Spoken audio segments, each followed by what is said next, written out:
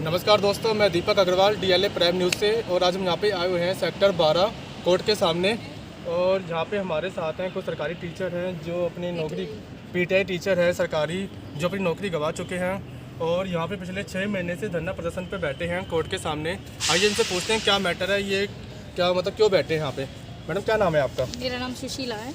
और क्या मैटर है जो आप पिछले 6 महीने से धरना कर रहे हैं? 1983 पीटीआई में से एक हूँ मैं भी, महिला पीटीआई।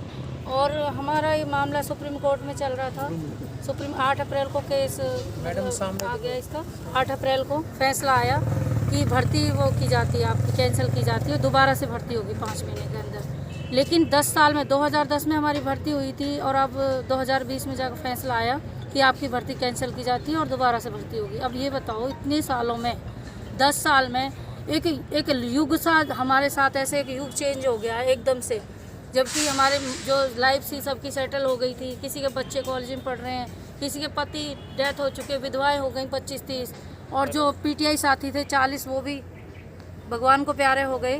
तो उनकी लाइफ क्या होगी? उनके बच्चे पढ़ रहे थे। अब इस टाइम किसी ने लोन ले लिया मकानों पे, मकान बना लिए, 60 लाख लोन, किसी का 50 लाख, क्योंकि जॉब थी हमारी और 60,000 65,000 कम से कम सैलरी थी। तो बस बंदा उसी हिसाब से अपना लाइफ सेटल कर लेता है। तो सरकार की तरफ से आपको दोबारा नौकरी ऑफर नहीं की गई या क्या हुआ? अभी क्या चल रहा है मैटर? सरकार ने, हम 6 महीने से संघर्ष कर रहे हैं, लेकिन सरकार ने एक ऑफर दिया कि भाई आपको असिस्टेंट, जो स्कूल असिस्टेंट का पद होता है वो करके वो देंगे, स्पोर्ट्स स्कूल असिस्टेंट का, पीटीआई का नहीं, दूसरा कोई। तो क्या आपको पद दिया सरकार ने? हाँ, नहीं अभी दिया नहीं है, सिर्फ एक प्रोसीजर चलाया है और वो भी बीच में अटका हुआ है। वो झूठा आश्वासन ही हमें लगता है, क्योंकि बड़ौदा में इलेक्शन था तो आनंद फानंद में इन्होंने वो वादा कर दिया, लेकिन अभी वो बात एक आधी स्टेप चला है और वो बीच में अटकी हुई है। अब हाँ नहीं ना नहीं कुछ नहीं पता है उसका, करेगी भी या नहीं, क्योंकि सरकार के लक्षण देख के तो यही लग रहा है।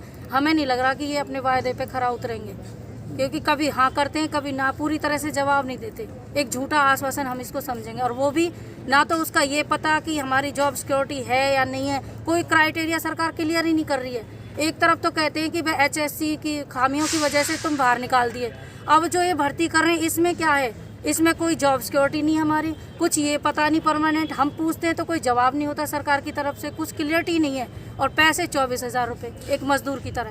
जैसा कि आप देख सकते हैं पिछले 6 महीने से ये लोग यहाँ पर धरने पे बैठे हैं और सरकार ने इनसे कोई बात नहीं की है। बस सरकार इनको प्रोमिस किया जा रही है, लेकिन किसी भी बात का परमानेंटली कोई सोल्यूशन नहीं निकाला है। 8 जून से ये धरने पे बैठा है, जिस तरीके से बैनर पे भी आप देख सकते हैं। आइए कुछ लोग और हैं हमारे साथ, उनसे बात करते हैं कि आखिर क्या मांगेगा उनकी सरकार से और वो क्या चाहते हैं इसका सोल्यूशन, कि किस तरीके से उनको दोबारा नौकरी दिया जाए ताकि वो अपना जीवन यापन कर सके। क्या नाम है भाई साहब आपका? मेरा नाम भाई राजेंद्र सिंह पीटीआई। हाँ जी। हम सरकार से हमारी एक ही मांग है, भाई जो चयन आयोग जिसने जो गलती की हमारे भर्ती प्रक्रिया के अंदर, सज़ा उसको मिलनी चाहिए। और सज़ा मिली, हम 1983 टोटल पीटीआई को सज़ा मिली। अब मान लीजिए जिसको दोष है उसको तो सज़ा नहीं दी सरकार ने, निर्दोष पीटीआई को रोड बना दिए इन्होंने 10 साल गवर्नमेंट नौकरी करने के बाद। तो 10 साल में इनको कोई पैसा नहीं दिया? नहीं, हमने तो जो काम किया था उसके तो हमारी तो सैलरी हमको तो मिली है ना। नहीं, लेकिन अभी आपको 8 जून से सरकार कुछ पैसा दे रही है? एक भी कोई पैसा नहीं है। लास्ट आपको सरकार ने कब पैसा दिया था? हमारी जो लास्ट आई थी मई के महीने में हमारी। मई कौन सा ईयर? ये 2020 में 8 जून से जैसे आप यहाँ पे बैठे थे, कोई कोई सरकार की तरफ से उसके बाद में कोई प्रशासन से किसी भी हम कोई भी सरकार का ऐसा नुमाइंदा नहीं है जो चुना हुआ एमएलए से लेके एमपी तक जिसके दरवाजे पे हमने गुहार नहीं लगाई हो। अपने बच्चे ने ले जा लेगा भी सबके, उनके दरवाजे पे हम गए, उनके जाकर भाई हमारी, मेरी उम्र देखो, मेरी 50 साल उम्र होगी।